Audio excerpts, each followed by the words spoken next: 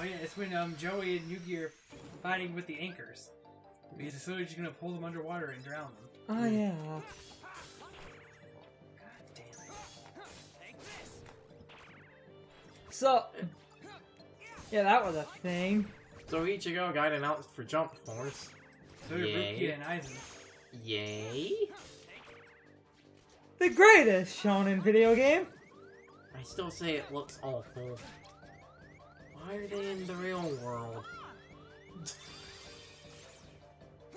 But because that's a good, unique backdrop. It's a small world after all. If I can choose to have a stage be in the Soul Society or in New York, I'm picking the fucking Soul Society. You're boring. No, New York is boring. But New York is like where all the Marvel characters are. He makes about saving the present. Everything interesting in the wrong. Marvel universe happens in New He's York. not wrong, Carson. You should go with his idea. Okay, then fucking throw Spider-Man in there. That's the only way you can justify it. Justice? Justice! And and you totally wouldn't want Spider-Man in this shonen anime game? Then make a Marvel Shonen crossover game and not just a Shonen crossover game. I pay money for that. Breaking all of your stuff. Yeah, because I have 2s and 1s in this stupid deck. He is breaking all of it. He says no fun for you. He's breaking more than 06.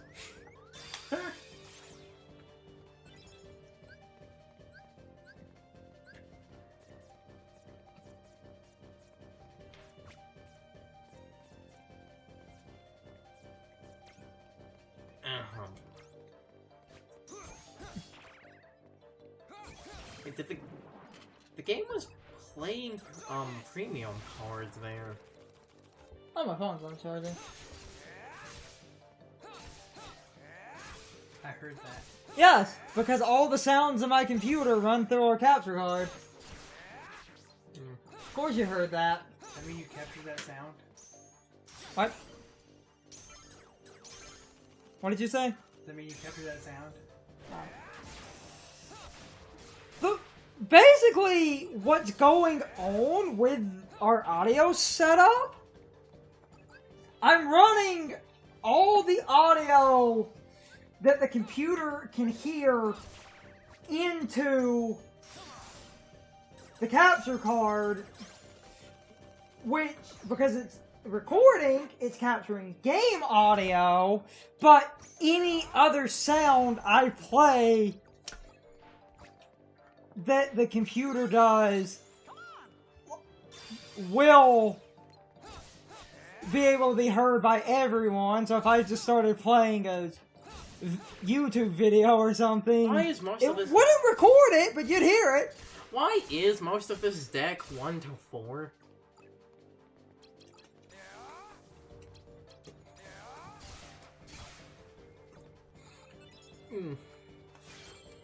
So that's a Damn it! I hate it when it wants me to get stupid cards like a blue fucking 0. so.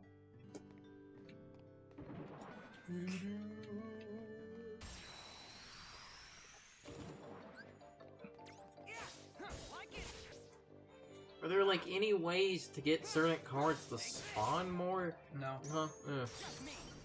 Nope. And It's people all wanted- RNG, man. And people wanted to know why I had the Discord on the computer muted so often. So we're recording and it does like go off because that's obnoxious. Again, but we're not recording the audio that the computer is making. We're just recording the capture card audio. So any sounds that are being heard in the computer, they're not going to pick up in the recording, so.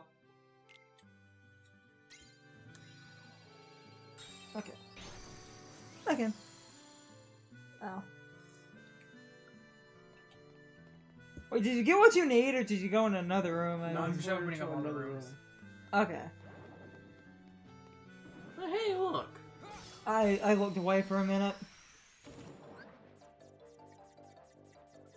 This is still the worst enemy ever. No, these guys are not that bad. I just hate the mushroom class in general. These are just...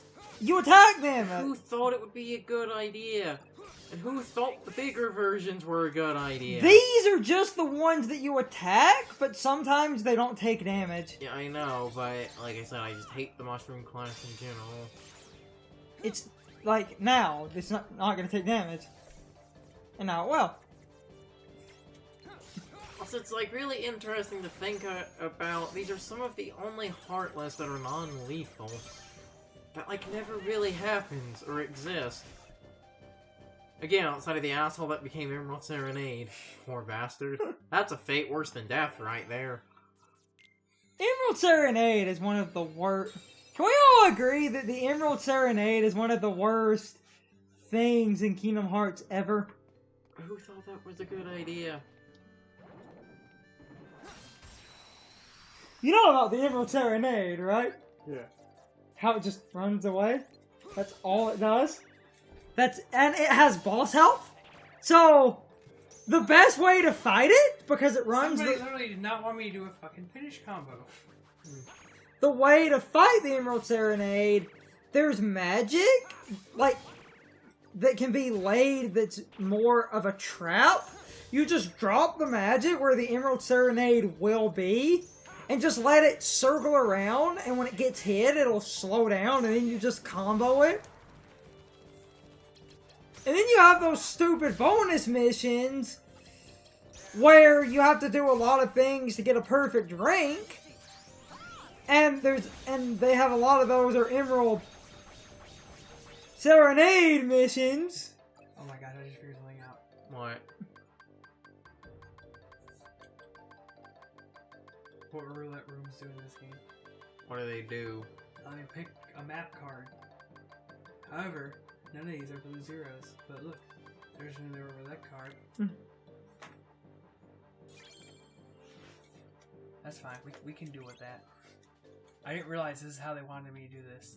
What? Roulette. I tried to figure out what roulette cards do. I said I didn't think roulette cards did anything here. I forgot. Roulette cards let you pick a map card from roulette. Mm-hmm. So, it could have theoretically solved this problem the entire time. Still comes down to RNG, but it's at least somewhat helpful. Emerald Serenade is one of the worst things. Yes. Though, Which is worse, that or Ruler of the Sky? No, Ruler of the Sky is annoying, but what makes Ruler of the Sky complete bullshit? One of those bonus missions where you have to do, like, the perfect ranks, you have to defeat the Ruler of the Sky with limited Keyblade swings, and if you swing at nothing, that causes you to lose the rank. I just got Alfheim flashbacks. Did Bayonetta 2 have the limited punches and kicks? Don't remember. I feel like it didn't. That's just another reason Bayonetta 2 is better than the first game. Imagine that with Ruler of the Sky and Kingdom Hearts controls. By the way, it's a full boss. They didn't reduce its health. No. The worst mission, though... There are more roulettes. We can keep this going all day.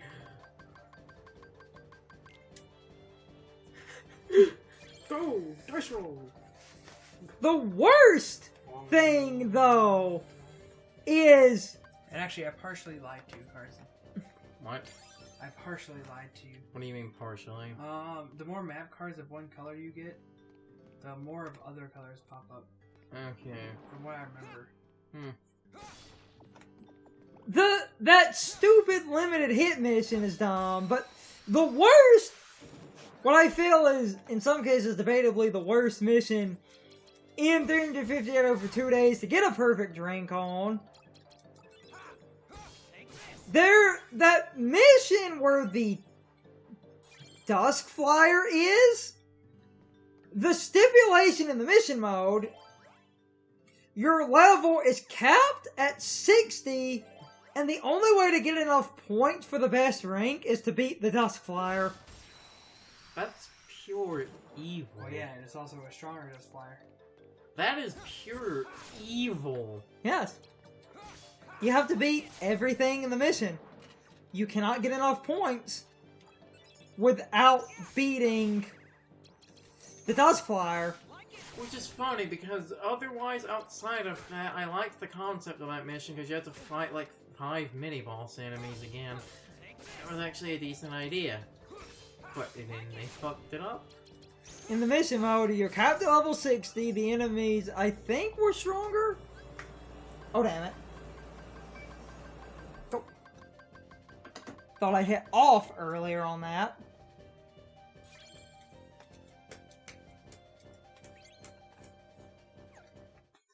Green is close enough to blue, right? Nope. Right? Hopefully the air wasn't fucking up the... We weren't really talking, so it wouldn't have done too It idled Dimension into the dice. off mode anyway, but I thought I hit off on it when we were starting. But I guess me pressing the button, it didn't click You know off. what didn't get enough coverage from the Yu-Gi-Oh franchise? What? Dungeon Dice Monsters. I can't tell if you're joking or not. Like, come on now, guys. That game was like top tier game, right? Like, I'm talking your roll. I don't even For remember RNG. what that is. Dungeon Yeah, Dice It's Monsters? Dungeon Dice Monsters, man. It was literally the idea that instead of making a game board, you instead made a game board using the many ways that a 6-sided die could unfold to make a path. They had that arc where a guy literally shows up and is all, I hate this card game. I made a better game. Wait, you mean No, best? no. You mean best character? No. Okay, so Duke Devlin, yeah, best name ever. Duke Devlin. That's the American guy, right? Shows up and basically looks at Yugi after he won the whole tournament against Pegasus, and is like, boy, you can't be beating Pegasus. You ain't no king of games. I know Pegasus, and there's no way you beat him. You must have cheated. Beat me in my dice game that I made myself with my own rules, of which you know nothing about. And so literally we have like 2-3 episodes where we basically played Duke Devlin in Dungeon Dice Monsters. Now when I tell you this game is fantastic, it's fucking fantastic. Fucking man. fantastic. Like, I mean, you roll dice, okay? You roll the dice. But each dice has a star level. It has okay? a star level. So in order to Like a summon, monster card. in order to summon monsters, Like a fucking monster card. you gotta roll the dice, and you gotta make sure it lands on the star level It has to land on the for star you level. to summon it. So you gotta have matching star levels. So say you want to summon Celtic Guardian, I think he's like a level 2. You gotta roll Level 4. Celtic Guardian, and like, oh no, in the game he's like a level 2. It's like Summon Skull is like a level 6. It's like it's like weird, intricate. Basically, because Celtic Guardian only has it's only like 2010. But you roll it, and you gotta if you want to summon Celtic Guardian, you gotta roll another level 2 monster or level 2 thing. Now I know what you're thinking. What do I mean, level 2 thing? There are also items, or basically magic/trap cards in the game that are basically items. And you roll, and you gotta make sure you have like a 2 summoning crest, is what they were called. Summoning. And you have 2 matching summoning crests to play They have to something. match. So if you want to summon Celtic Guardian, you gotta have 2 matching summoning crests of level 2. I To remember have the that option of vaguely. summoning, Yeah, to have the option of summoning Celtic Guardian. Now that you've started to explain it, Because we watched that arc with it's like 3 episodes of just... Wait, I think we have a tape of an episode from that arc. Hey, what? And then, and you know, every other crest that you roll goes into your crest full to be used for things later, namely skills that your monsters might have. Skills that your monsters might Keep have. in mind, 90% of your monsters probably won't have any. They won't even have one. Probably if you played the GBA game, all you probably know is all the ones that Duke Devlin had that had skills, and that strike mage that literally they made just for Yugi's dice pool, so that he had a mage that wasn't Dark Magician. And the goal was that every time you summon something, you gotta unfold it in a certain path that would be made by a 6-sided die. And you gotta make your way across the board to the enemy's dice master and hit him 3 times. Hit him 3 times. Damage doesn't matter, you just have to hit him 3 times. Monsters can fight, but in order to fight, you need an attack crest. And So you can't crest. fight if you have 0 attack crests. If you played the GBA game, you know how stupid this is when you're playing the rush strat and you summon your Karibo and you're literally standing in front of the enemy's dice master, but you can do jack all to him. Why was he even using Karibo? Sounds like you have some experience there, if Brian. you play the GBA game, there are 2 strategies to win. Either you rush by playing low-leveled dice and literally just spawn shit in to make a path as quick as possible to the person, or you play warp gate shenanigans and you basically make enough path to basically plop down a warp gate on your side, plop down one on his side, that's literally like right beside him, and then you just send all your monsters through the warp gate.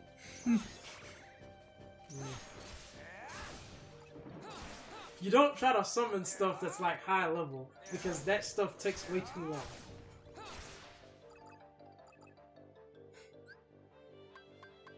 But yeah, man, Dungeon Dice Monsters. It got a GBA game, and they released a small starter set, and that was it. Hey, it at least lasted longer than the Pokemon figure game. Yeah, exactly. You probably don't even know what the fuck I'm talking about. That's how quickly it died! Anyone remember the Game Boy e-reader? Oh god. Which has an entire Mario Party devoted to it, but that Mario Party is an e-reader board game. Fucking e-reader. What? Fucking e-reader. Oh, so you know what it is? That's kind of amazing. A lot of people don't know the e-reader's a thing. What's scary is that he said fucking e-reader, and Carter knew that he knew what he was talking about when he said that. The Eon ticket was an e-reader card, right? You could get one as an e-reader card. Didn't Chugga, to show that in the LP, he had to get one of those cards from, the guy that ran... Was it Cerebi or Bulbapedia? I think it was the person who ran Cerebi.